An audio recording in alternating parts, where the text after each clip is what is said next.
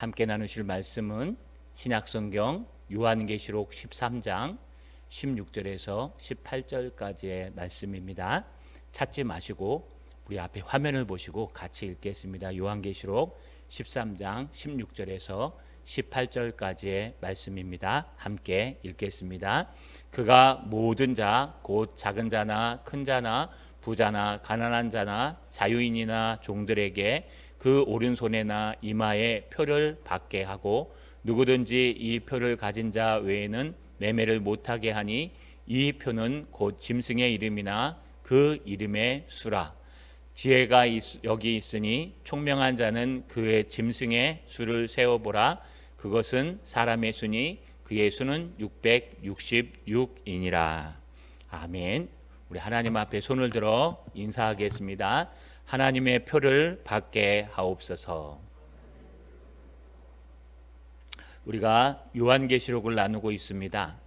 요한계시록은 성경의 맨 마지막에 등장하는 책이요, 또 7 아시아의 7교회에 쓴 서신서요, 또 마지막 때 일어날 것에 대해 쓴 상징이요 묵시며 또 상징적인 모든 것들을 쓰게 된 계시록이라고 표현합니다. 그래서 요한계시록은 해석하기가 참 어렵고 100% 정확한 해석을 할 수 있는 사람은 이 땅에서 아무도 없습니다. 예수님밖에는 없기 때문에 예수 그리스도께서 이 땅에 재림하실 때에 그때 완성될 수 있는, 완전히 해석할 수 있는 성경의 모든 것이 그렇지만 특별히 더 그런 것을 알 수 있습니다. 그 중에 하나가요, 바로 666이라는 짐승의 숫자입니다. 이 666에 대해서 많은 설왕설래들이 있기 때문에 오늘 본문은 세 절을 가지고 우리가 666에 대한 잘못된 해석과 바른 해석, 그리고 그 안에서 우리가 얻을 수 있는 은혜를 한번 나누어 보고자 합니다. 저 여러분, 이 저녁에 우리 다시 한번 하나님 앞에 간절히 서는 밤 되시길 주님의 이름으로 간절히 소망합니다. 따라 읽겠습니다. 이마와 손에 짐승의 표를 받는다. 한 번 더요. 이마와 손에 짐승의 표를 받는다. 우리가 12장과 13장을 잘 보셔야 됩니다. 12장과 13장에는요, 바로 용과 그 용이 부리는 두 짐승이 등장합니다. 그래서 우리 많은 교수님들, 특히 이필창 교수님께서요, 이 요한계시록을 해석할 때 12장부터 해석하십니다. 왜냐하면 12장의 내용과 13장의 내용이 요한계시록을 주도하고 있기 때문에 그렇습니다. 그러나 우리는 1장부터 살펴왔습니다. 12장에는 용이 등장했습니다. 이 용은요, 어떤 존재냐? 여러분, 옛뱀, 사단, 마귀라고 얘기했습니다. 이 용이 부리는 두 짐승이 있는데 그 짐승이 13장에 등장합니다. 13장 1절부터 10절까지는 바다에서부터 올라온 짐승, 그 다음에 11장 1절부터 18절까지는 땅에서부터 나온 짐승, 이 두 짐승으로 나눠집니다. 요한계시록에 이 두 짐승이 이제 사단인 용을 도와서요, 이 용과 짐승을 경배하고 하나님을 떠나게 만드는데, 특별히 오늘 우리가 다루고 있는 16절부터 18절까지의 말씀은 두 번째 짐승인 땅으로부터 올라온 짐승이 어떤 일을 하는가에 대해서 설명하고 있습니다. 여러분, 바다로부터 올라온 짐승은요, 바다를 기원으로 해서 타고난 바로 당시에 로마라고 표현했고, 이것은 그대로 다니엘서로 가져가면 다니엘이 얘기했던, 봤던 하나님의 환상 가운데 마귀가 부리는 짐승, 네 짐승을 얘기하면서 그것은 바로 바벨론이라고 표현했습니다. 그래서 이 짐승을 역사적으로 표현한다고 얘기하면, 여러분, 다니엘서에 등장하는 짐승은 바벨론이라고 얘기하면 이 요한계시록 똑같은 묵시문학에 등장하는 이 짐승은요, 바다에서부터 올라온 첫 번째 짐승은요, 바로 로마라고 표현합니다. 왜 로마라고 표현했을까요? 로마가 왜 바다에서부터 올라왔을까요? 여러분, 트로이라는 영화가 있습니다. 또 책도 있습니다. 이 트로이라는 책에 대해서 살펴보고 영화를 보시면요, 마지막에 그 아이와 부인들을 도피시키고 트로이가 망합니다. 이 도피할 때 왕자가 도피했는데 그 왕이 그 바다를 강을 타고 내려가서 바다를 통해서 그 에게해를 타고 도망쳐서 그 왕을 기원으로 해서 생긴 것이 바로 로마라고, 로마는 바다의 아들이요 바다로부터 나왔다고 표현합니다. 여러분, 이런 신화도 여기에 한몫을 하는 것을 볼 수 있습니다. 왜냐하면 용이라는 짐승은 원래 없습니다. 여러분, 용을 보셨습니까? 여러분, 용은 드래곤이라고 헬라에 표현하는데요, 이 드래곤은요 여러분 실제 있는 짐승이 아니라 환상 속에 나타나는 사람이 만들어낸 짐승입니다. 그런데 성경에서 실제 존재하지도 않는 드래곤, 용이란 단어를 썼다. 똑같습니다. 왜 썼을까요? 요한이 그 당시에 여러분 90세 이상의 요한이 인생을 다 겪었고 그리스 로마 신화의 이야기도 알고 있었을 것이요, 그 당시에 쓰는 언어들도 알고 있었기 때문에 자기가 알고 있는 언어로 그것을 표현하다 보니까 저건 용처럼 생겼다. 그래서 드래곤이란 단어를 쓰는 겁니다. 세상에 있지도 않은 짐승을 성경에 기록한다는 것은 여러분 상당히 거짓말 아닙니까? 그러나 이것은 요한이 본 환상을 기록하는 것입니다. 바로 이 드래곤이란 단어를 쓴 것처럼 이 신화도 요한이 그대로 차용해 와서 바다로부터 올라온 짐승, 그것은 바로 큰 로마, 당시의 로마를 가리키고, 이 로마는요 팍스 로마 해서 로마의 그 큰 권력이 세상을 평화를 갖다 준다. 그래서 팍스 로마라고 표현했고, 이 로마의 황제들을 갖다가 무엇으로 표현합니까? 신으로 모시자. 그래서 황제 숭배 사상이 등장했습니다. 이것이 첫 번째 짐승의 기원입니다. 두 번째 짐승은 땅으로부터 올라온 짐승인데, 이들은 누구를 얘기하느냐? 이 로마의 황제 숭배 사상을 하기 위해서 여러분 하나의 종교가 생기면 그것을 신봉하는 목회자가 생겨야 되고 신도들이 생겨야 되는 것처럼, 아마 로마의 황제 숭배 사상을 퍼뜨리기 위해 동상을 세우고 산당을 세우고 거기에다가 절할 수 있도록 공무원들을 배치해서 여러분 로마 황제의 사역자도 세우고 로마 황제의 총회장도 세우고, 이런 땅으로부터 나온 제사장들을 얘기하는 것이다 라고 표현하고 있습니다. 이 두 번째 짐승의 목적은요, 용과 첫 번째 짐승을 경배하게 만드는 것이요, 여러분 이 두 번째 짐승의 놀라운 역사는 하늘에서 불을 내리는 일도 흉내낼 수 있고, 또 여러분 상상할 수 없는 여러 가지 이적과 기적들을 흉내낼 수 있는 그런 놀라운 역사를 갖고 있었습니다. 바로 이 두 번째 짐승이 마지막 하는 일이 있습니다. 오늘 16절에 보니까 그가 모든 자, 곧 작은 자나 큰 자나 부자나 가난한 자나 자유인이나 짐종들에게 그들의 그 오른손에나 이마에 표를 받게 하고, 여러분 오른손과 이마에 표를 해준답니다.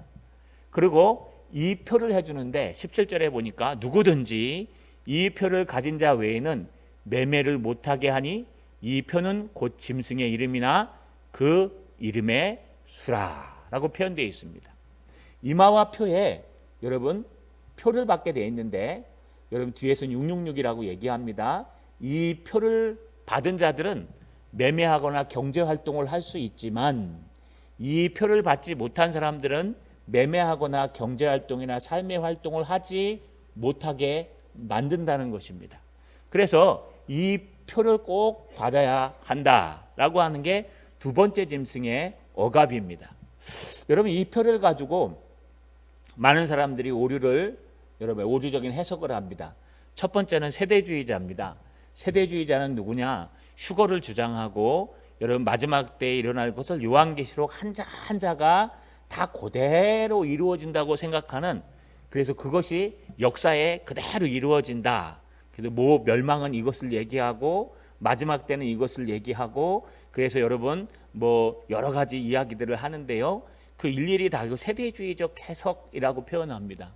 이런 사람들이 만들어낸 게 다미성교회 또는 시한부 종말론, 또 여러분 휴거론을 주장하는 사람들, 이런 모든 사람들은 세대주의론자들입니다. 이런 사람들의 성경 해석은 굉장한 오류를 갖고 있고, 그런 사람들이 이 성경을 고지곳대로 해석해서 봐라 마지막 때가 되면 이마와 손에 표를 받는데 이 표는 666이고 그 666은 바코드에 등장하는 거기 때문에 이 바코드가 666이다. 그래서 이 사람들이 뭘 주장하냐? 밸리칩을 주장합니다. 여러분 이 밸리칩은 뭐냐고 하면요, 포지티브 아이디라 그래서 컴퓨터 용어입니다. 우리 전산과 나오신 분들은 아마 알 수 있고, 저도 여러분 슈퍼에 그 바코드 입력 프로그램을 짠 적이 있습니다. C로. 그래가지고 그걸 짰는데 여러분 아주 간단합니다. 바코드에 보시면 크기와 굵기와 높이를 가지고 그냥 인식하는 거예요. 포토그래픽이, 센서가. 아무것도 아닙니다. 그런데 이게 사람의 생체 이식해가 밸리칩을 만든다. 왜냐하면 카드를 띡 하니까요, 카드 하나에 그 칩 하나에 다 들어가지 않습니까? 이 칩이요, 사람의 들고 다니면 자꾸 잊어버리니까 사람의 손에 넣거나 여기 이마나 미간에 넣으면 된다는 거예요. 그래서 우리 장경동 목사님이 설교를 잘 하시는데 세대주의적인 해석을 잘못하신 적이 있었어요. 그래서 앞으로는 우리 성도들이 앞에 이렇게 카드 입력기가 있으면 띡 하고 들어온대, 헌금을 100원 그러고 틱 하면 띡 하고 걸키면서 100원이 긁힐 거래요. 우스갯소리인데 여러분 잘못된 해석입니다. 왜냐하면 이 베리칩이나 이런 바코드는요, 여기 말하는 666이라는 숫자가 들어가긴 하지만 그런 뜻이 아닙니다. 이건 아주 정확한 세대주의적인 오류입니다. 여러분 앞으로 여권을 만드시면 생체 칩이 들어간 여권을 만듭니다. 여권이요, 생체 칩으로 해달라 그러면 이거 안 누르셔도 돼요. 그 안에 여러분 생체 정보가 다 들어가 있어요. 또 하나, 여러분 이 그 포지티브 아이드라는 건 사람을 구별하는데 칩을 안 심어도요, 여기에 동체를 가지고요, 동체마다 사람이 틀리기 때문에 홍채 조리개를 가지고 띡 하고 다 표현할 수 있어요. 요즘 휴대폰으로 이거 되죠? 이게 베리칩입니다. 안 심어도요. 안 심어도 홍채 조리개 안에 아이디가 다 들어가 있어 갖고요, 정보가 다 중앙으로 넘어가기 때문에 이제 앞으로 꼭 심지 않아도 돼요. 뭐 개들은 심고 있다고 얘기하잖아요. 여러분 그건 틀린 겁니다. 이것은 지극히 성경을 갖다가 문자 그대로 해석해서요, 오늘날 역사에 그대로 갖다 집어맞힌 거예요. 이것 때문에 생긴 큰 기독교의 후퇴가 있었습니다. 컴퓨터가 처음 나왔을 때 컴퓨터가 사단의 도구라고 그랬습니다. 여러분 그래서 순복음 계열, 여러분 약간 열광주의 계열에서요, 이거 사단의 도구다. 아이들 봐라, 게임만 하지 않느냐. 그래서 컴퓨터는 절대로 하면 안 되는 사단의 도구로 입력하고 거기에 666 칩, IC 칩이 들어가기 때문에 쓰면 안 된다. 기독교가 잘못된 해석을 해서 잘못된 목사님들이 잘못된 해석을 함으로 말미암아 여러분 그동안 기독교가 엄청난 문화적 선진을 이루었습니다. 의료 문화도 선진이 다 기독교입니다. 여러분 알고 있는 재단들 다 기독교 재단이요, 종교 재단입니다. 그런데 이 컴퓨터에서부터 밀리기 시작했어요. 그래서 컴퓨터 게임, 컴퓨터 드라마, 컴퓨터 여러 가지들이 다 사단의 죄악이니까 쓰면 안 된다. 여러분 프로젝트도 못 쓰게 했었습니다. 예전에 어렸을 때 저것도 사단의 도구인데 왜 프로젝트를 갖다 놓냐. 저렇게 컴퓨터로 영상 쏘는 거 저거 다 안 된다 그랬어요. 예배당 안에 어찌 컴퓨터를 들여놓나. 지금 이거 안 한 거에 있는 거 보셨어요? 없죠? 그런데 그걸 늦게 받아들이는 바람에 기독교가요, 컴퓨터에서 많이 밀려났어요. 오늘날은 세상 문화를 따라가는 문화가 돼버렸어요. 우리 기독교가요. 세상 문화가 빠르게 발전하면 거기에 뒤쫓아가지고 게임은 어떤 윤리를 가지고 해야 되는가, AI는 어디까지만 허용되는가, 이거 이제 와서 생각하는 거. 예전 같으면 벌써 따라갔을 텐데 왜 그랬을까요? 바로 이 세대주의적 잘못된 해석을 하는 사람들 때문에 그렇습니다.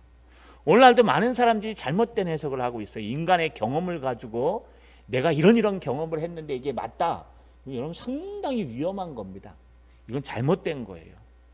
목사는 아기 안 낳아봤는데 해산의 고통을 말할 수 있습니까? 거짓말하는 목사죠. 여러분 경험하신 것만 얘기할 수 있어요? 안 그래요. 하나님의 말씀은 살았고 운동력이 있어 성령의 감동으로 설교하는 것이요, 성령의 감동으로 인도하는 거예요.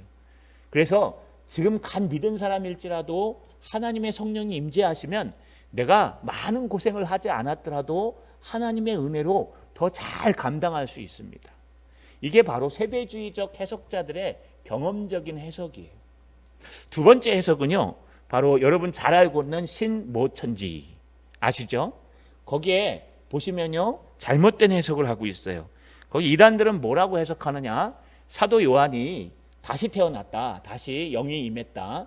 그래서 앞에 보시면 보좌에 앉으신 하나님께서 두루마리를 갖고 있는데 이 두루마리를 어린 양 대신 예수님께서 7봉인을 떼시고 천사에게 넘겨주고 그 천사가 새 요한에게 줘서 요한이 그 쓴 책을 먹었더니 입에선 쓰고 속에선 달더라 라고 얘기했어요.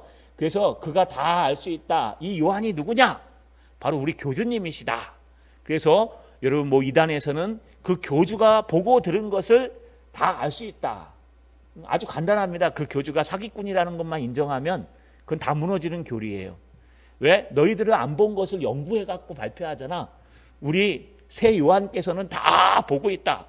옛날에는 그 요한은 옛날 이 성경을 기록한 사도 요한은 환상을 본 것이고 우리 교주께서는 실상을 본 것이다. 그렇기 때문에 실상을 본 것을 얘기하기 때문에 너희는 다 잘못된 인간들이 우리는 맞는 거다라고 하면서 그들이 주장하는 해석은 뭐냐 하면요. 이 짐승은 바로 이 땅에 있는 거짓 목사들이다. 왜요? 바리새인과 서기관을 예수님께서 독사의 자식들아 라고 짐승에 비유했기 때문에 거짓된 목사들이고 이 짐승에게 이마와 표에 여러분 받는 것은 이건 또 잘 해석했어요. 상징적인 해석은 뭐냐? 여러분 이 거짓 목회자들이 주는 하나님의 말씀을 가지고 여러분 안수받는 걸 이마에 받는 거다. 선서하는 걸 우리가 오른손에 받는 거다. 오른손 들고 선서하시잖아요. 그래가지고 이 거짓 목사들이 세례를 주거나 목회 안수를 주는 그런 이마와 손을 들어 선서하는 것은 잘못된 것이고 여기에 표가 없는 사람 매매할 수 없다 그러잖아요. 이 매매하는 것은 말씀을 가지고 나누는 것이다. 그래서 거짓 목사들에게 가서 거짓 안수를 받거나 거짓 선서를 하거나 거짓 말씀을 나누면 그들은 거짓의 씨앗이기 때문에 지옥불에 떨어진다. 바로 그렇게 해석합니다. 이거는 어디에도 없는 해석법입니다. 황당무계 그 자체고요. 필요하시면 찾아오시면 제가 성경 근거 구절 드는 거 하나하나 다 반박해 드릴게요. 이건 진짜 성경을 안 읽어도 너무 안 읽은 사람들이 빠져드는 거예요. 쇠뇌 아니고서는요. 이건 절대로 빠져들 수 없는 성경 해석이라도 할 수 없어요. 그냥 읽고 내 마음대로 그냥 생각한 거죠. 이거 잘못된 해석입니다. 그렇다면 성경의 바른 해석은 어떤 것일까요? 여러분, 이 표를 받는다는 것, 이것은 이 당시에 배경을 가지고 있어요.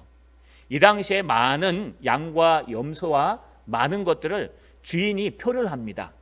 얼마 전에 세계 기행이라는 그런 우리 다큐멘터리를 보는데요. 그 술록인가요? 양들이 그 로키 산맥입니까? 거기에 많이 모여 있는데 한 군데다 다 이렇게 키우는 거예요. 키우면서 이 양들이 내 것인지 아닌지 어떻게 구별하느냐? 면도를 해요. 이 털을 깎아요. 어떤 양은 이렇게 깎고요. 어떤 양은 이렇게 깎고요. 어떤 양은 이렇게 깎고요. 자기 나름대로 표식을 해놓는 거예요. 양에다가. 그래갖고 그 표식을 보고 자기 건지 알아보고 또 그 술록들이 자기 주인의 말을 알고 따라온대요. 그 양만 또. 그래갖고 알 수 있대요. 바로 그렇기 때문에 오른손과 이마에 표를 받는다라는 뜻은 무엇을 얘기하느냐 하면요. 내 것이다. 나의 소유다. 라고 하는 인치는 모습을 우리가 표현하는 겁니다. 그래서요. 짐승, 사단의 부하들도 너는 내 것이야 라고 이마와 오른손에 친다는 것은 이마는 무엇을 나타냅니까? 인간의 모든 정신적인 활동을 나타내고 여러분 오른손은 무엇을 얘기합니까? 일하는 손을 얘기합니다. 그래서 우리가 생각하는 것, 우리가 움직이는 모든 것에 있어서 또 그 당시에 양과 모든 것의 다리에나 이마에 표를 준 것을 배경으로 할 때 거기에 하나님의 표를 받거나 아니면은 사단의 표를 받을 수 있다는 거예요. 중간은 없습니다. 나는 하나님도 아니고 사단도 아니야. 내 주먹을 믿어. 그런 건 없어요. 분명히 하나님의 표를 받거나 사단의 표를 받는데 이 받는 것을 가지고 그것이 하나님의 사람이냐 사단의 사람이냐 알 수 있다는 겁니다. 이것을 우리가 표현한 것이 바른 해석입니다. 여러분들은 이마와 손에 어떤 표를 가졌는지 한번 돌아보셔야 됩니다. 우리가 14장에 가서 뒷부분에 보시면 하나님이 선택하신 14만 4천 명 그 사람들에게 이마에 어린 양의 이름과 하나님의 이름이 표 인쳐 있다고 얘기한 것처럼 여러분 666이 받쳐 있는지, 하나님의 이름이 내 모든 정신을 주도하고 내 모든 일에 있어서 함께 하는지 우리가 한번 돌아보아야 됩니다. 말로는 예수 믿는다고 얘기하는데 행동하는 건 세대주의자처럼 행동하면 그건 성경을 잘못 알고 있는 거예요. 말로는 예수 믿는다고 얘기하는데 행동하는 것, 생각하는 것은 세상 사람과 똑같이 생각하면 그 사람은 어쩌면 표를 받지 못한 사람일 수 있다는 겁니다. 여러분, 우리는 이마와 손에 표를 받는데 그것이 짐승의 편지 아니면 하나님의 편지 다시 한번 점검하는 저녁 되시기를 주님의 이름으로 간절히 소망합니다. 마지막입니다. 따라 읽겠습니다. 666은 황제의 이름이다. 한 번 더요. 666은 황제의 이름이다. 아까 앞에 17절 끝에 보니까요. 여러분, 이 표는 곧 짐승의 이름이나 그 이름의 수라라고 돼 있죠. 이 표는 여러분 무엇을 얘기하는 걸까요? 그런데 그 수는 666이니라. 여러분 666이라고 읽으시면 안 돼요. 헬라어 원문에 666과 666은 표기가 다릅니다. 그래서 666이라고 읽으셔야 됩니다. 여러분 이 666이 사람의 수나 짐승의 수라고 얘기했는데 18절에 지혜가 여기 있으니 총명한 자는 그 짐승의 수를 세어보라. 그것은 사람의 수니 그의 수는 666이니라. 그것은 사람의 개수가 아니라 사람을 나타내는 표식의 수라는 뜻이에요. 그 수는 666이니라. 요한이 지금 기록하고 있죠. 요한 당시에 여러분 이 666이라는 해석이 있었습니다.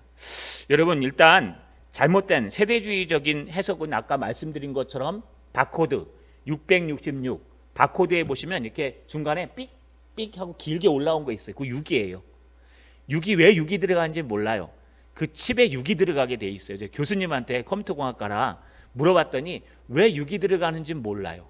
그런데 6이 구별할 수 있는 숫자래요. 그래서 단위별로 100단위, 10단위 하면서 6이 계속 올라가요. 제일 꼭대기 올라간 게 6이에요. 그래서 그 6이라는 숫자 아마 키가 5보다는 크고 작으니까 그렇게 된 것 같은데 그 666이니까 세대주의적인 해석은 봐라 이거 바코드다.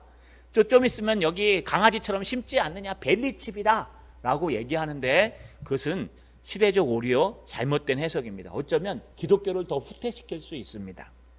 또 두 번째 우리가 아까 얘기한 신모 2단에서는요 이것을 어떻게 해석하느냐. 그럼 666은 뭐냐. 이 666이라는 숫자가 솔로몬 시대에 등장합니다.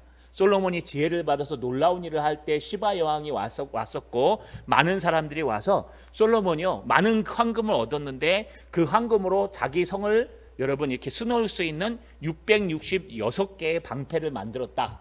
그래서 그게 666이고 솔로몬의 시대처럼 지금도 자기를 위하여 타락한 숫자다. 그래서요 이 666의 방패는 솔로몬 시대에서 말한 것처럼 우리 안수받은 잘못된 말씀들이다 라고 표현합니다. 이것도 황당무계한 해석입니다. 여러분 이 666을 바르게 해석한 것은 그것은 사람의 수예요. 사람이 갖고 있는 수라는 거예요. 사람이 666이라는 뜻이 아니라 여러분 그래서 이것을 그 당시에 역사를 따지면 요한이 살던 시대에는요 게마트리아라는 그런 개념이 있었습니다. 이 게마트리아라는 건 뭐냐? 사람의 이름은 숫자로 표기할 수 있어요. 지금은 우리 아라비아 숫자 있죠. 1, 2, 3, 4, 5, 6. 그 다음에 로마 숫자 있죠. 1, 2 이렇게 되는 거. 이렇게 숫자가 있었는데 이때는 숫자가 없었어요. 그래서 숫자를 어떻게 쓰냐? 알파벳이 숫자였어요. 그래서 알파, 베타, 감마, 제타, 입실론, 제타, 에타, 세타, 이오타, 그래도 람다 뭐 이렇게 쭉 나가잖아요. 이렇게 알파벳가 알파 그러면 1, 베타 2, 감마 3 이렇게 들어가요. 그러니까 우리나라 말로 얘기해서 기역, 니은, 디귿, 니으름은 기역은 1, 니은은 2, 디귿은 3 이렇게 표기하는 거예요.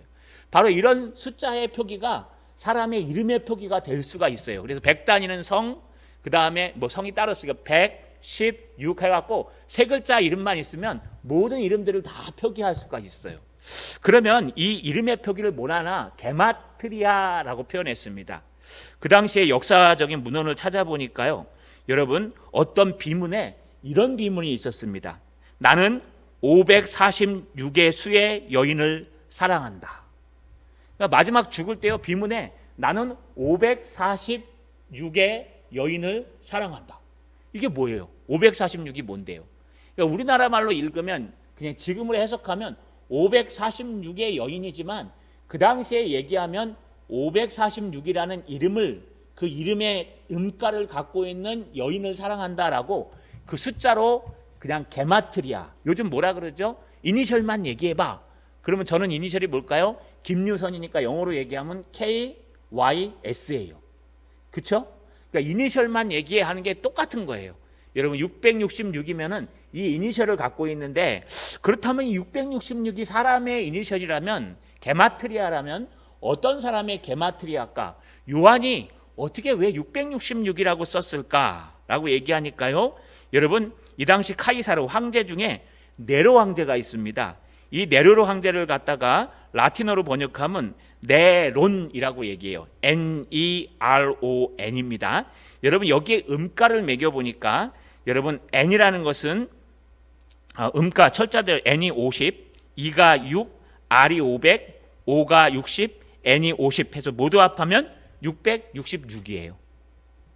자, 헬라어로 얘기한 거고 히브리어로 얘기하면 여러분 네론이라고 얘기하는데, 똑같이 여러분 이 히브리 원가로 얘기하면 50, 200, 6, 50, 100, 60, 200 해갖고요 합치면 666이에요.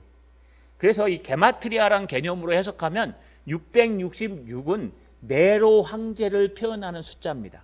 그래서 그것은 사람의 순위, 바로 게마트리아니 그 게마트리아로 666이더라. 다른 말로 얘기하면 로마의 황제 숭배를 하게 하는데, 특별히 네로 황제 때 엄청난 핍박을 하고 여러분 그의 이름을 새기지 않으면 매매 활동도 하지 못하게 했던 바로 네로 황제의 이야기라는 것입니다.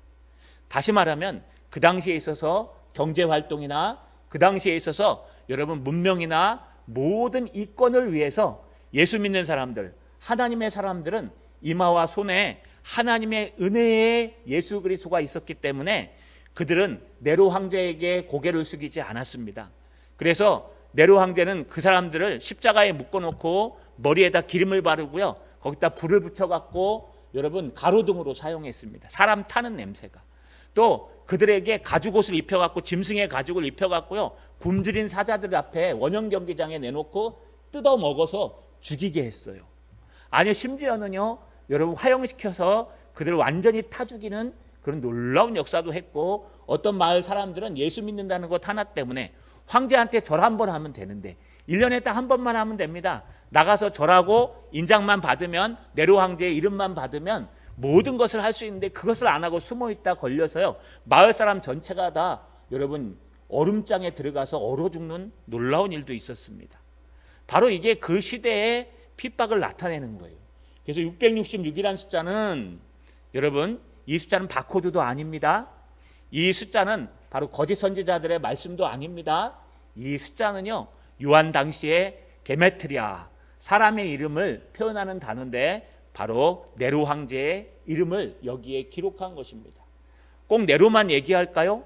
오늘날로 얘기하면 기독교를 막고 예수 믿는 것을 막는 모든 권력을 얘기합니다. 앞으로도 모르겠습니다. 벨리칩이 예수 그리스도 막는 것으로 쓰인다면 그게 바로 여러분 666이 될 수 있어요. 그러나 그럴 가능성은 많이 없을 것 같습니다. 앞으로 많은 사람들이 등장해서요, 뭐 김정은 같은 사람 예수 못 믿게 하죠. 666입니다.